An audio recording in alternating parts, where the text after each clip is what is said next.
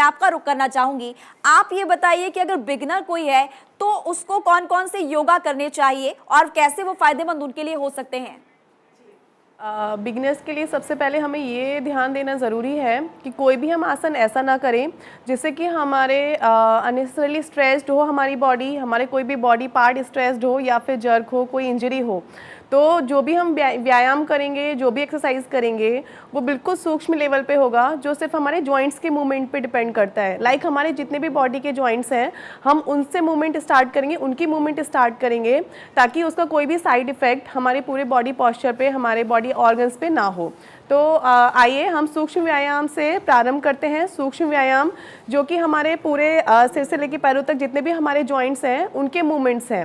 जैसे कि हम अगर गर्दन की बात करें, गले की, तो गले को आगे की तरफ और पीछे की तरफ, forward bending and backward bending, जो इजीली नेक को अपनी पीछे की तरफ लेके जाना, नेक को सामने की तरफ, नीचे की तरफ, फिर ऊपर की तरफ। ऐसा हम 5 से 10 बार आगे और पीछे करते हुए आराम से मूवमेंट देना है हमें। 10 बार कंप्लीट करने के बाद फिर हमें करना है स्टार्ट लेफ्ट और राइट, बाईं तरफ, दाईं तरफ, लेफ्ट साइड पूरा जाना है पीछे, देन राइट साइड पीछे। ऐसा फिर से हमें 10 बार, 5 से 10 बार अच्छे से मूव करना है नेक को, लेफ्ट एंड राइट। ये हमारी जो मूवमेंट है, हम किसी भी पोजीशन में, स्लीपिंग के टाइम पे या फिर कोई हमारा बॉडी पॉस्चर है, जब भी हम किसी भी टेबल पे एक पॉस्चर में देर तक काम कर रहे होते हैं, उसके बाद भी हम अपने नेक को ऐसे मूव करके रिलैक्स कर सकते हैं। तो हमें जो सर्वाइकल की प्रॉब्लम होती है, मोस्टली लोगों को एक पॉस्चर में बैठ के सर्वाइकल स्पॉन्डिलाइटिस की प्रॉब्लम हो जाती है, तो उसमें ये बहुत इफेक्टिव है नेक रोटेशन। उसमें बस हमें ये ध्यान रखना है कि हमारी जो बेंडिंग है वो फॉरवर्ड बेंडिंग ना हो, सिर्फ और सिर्फ बैकवर्ड बेंडिंग हो। क्योंकि जो हमारी सर्वाइकल जो है वो हम अगर फॉरवर्ड बेंडिंग करेंगे तो वो हमें और पेन कर सकता है। तो हम कोशिश करें कि सिर्फ हम बैक में बेंड करें और रिलैक्स कर सकते हैं किसी भी पोजीशन में बैठ के। तो ये हो गया हमारा left and right. Now we will start. अब हम प्रारंभ करेंगे रोटेशन पूरा left to right, rotation 10 counts, 10 counts बिल्कुल आराम से। लेफ्ट कंधे से राइट कंधे की तरफ 10 बार। पूरे होने के बाद ये है क्लॉकवाइज रोटेशन, इसी को हम एंटी क्लॉकवाइज करेंगे। क्योंकि जो भी हम आसन करते हैं, जो भी हम व्यायाम करते हैं, उसका काउंटर पोज करना बहुत ज़रूरी है। काउंटर पोज करने से क्या होता है, मीन्स अगर हमने कोई भी आसन क्लॉकवाइज किया तो उसको उतना ही एंटी क्लॉकवाइज करना, ताकि जो हमारी मसल्स हैं वो बैलेंस्ड रहें, कहीं भी लेफ्ट साइड ज़्यादा ना स्ट्रेच हो, राइट साइड ज़्यादा ना स्ट्रेच हो। तो इसलिए हमें काउंटर पोज करना कंपलसरी हो जाता है। तो ये हो गया हमारा क्लॉकवाइज एंटी क्लॉकवाइज रोटेशन नेक का। कंप्लीट करने के बाद आइए प्रारंभ करते हैं हमारे कंधे के मूवमेंट से।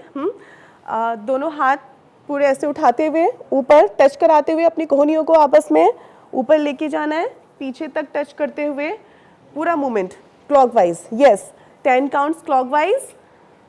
ये हमारे कंधों का मूवमेंट है। जो हमारे ये कंधे हैं, पूरे जो मसल्स हैं, उनकी मूवमेंट है ऊपर की। तो 10 counts clockwise rotation and 10 count anti clockwise rotation. जी ठीक है। और क्योंकि इस वक्त प्रधानमंत्री नरेंद्र मोदी को, क्योंकि कुछ देर पहले आपने सुना था, और प्रधानमंत्री नरेंद्र मोदी की तरफ से भी संदेश तमाम भारतवासियों को दिया गया। क्या मंत्र प्रधानमंत्री नरेंद्र मोदी ने दिया, पहले आप वो भी सुनिए।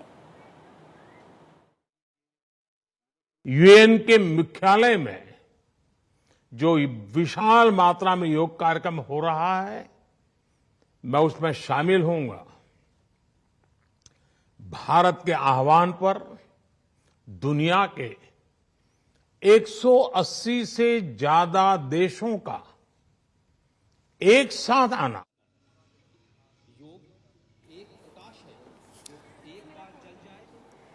तो देखिए, आईएनएस विक्रांत से फिलहाल ये लाइव तस्वीर इस वक्त आपकी टीवी स्क्रीन पर है। और जैसा कि आपको पहले भी हमने बताया कि रक्षा मंत्री राजनाथ सिंह और इसके अलावा वहां पर कई वरिष्ठ अधिकारी भी इस वक्त मौजूद योग करते हुए आपको नजर आए।